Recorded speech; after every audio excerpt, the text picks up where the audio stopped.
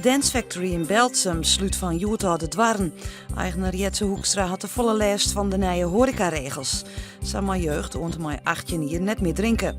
Ik kan hij net goed meer inspelen op nieuwe trends, omdat het heel iets dreger is om geld te lenen bij de bank.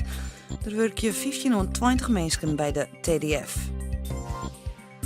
Haast 30 mensen uit Ljouwert en omkrieten binnen besmet met TBC. Dat had de GGD bekendmaken. De bacterie is in Dutsum bij een Ljouwerter, maar wordt behandelen in een medische instelling.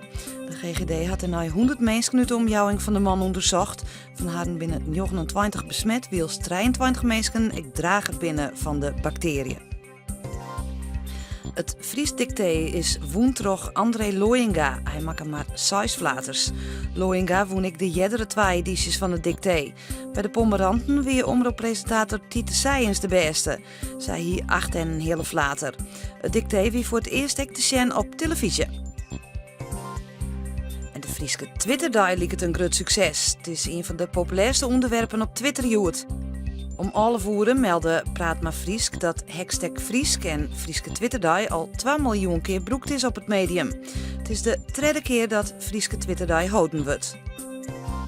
Het waar. Joen eerste rein, daarna een buiken en opklarings. Het wordt vannacht 6 of zo graden en er stiet een krachtige noordwestenwind. Morgen eerst nog bewolking en een buiken, middags komt de zinder erbij. Het is fris bij een temperatuur van 11 of 12 graden. De wind is vrij krachtig en komt uit het noordeesten.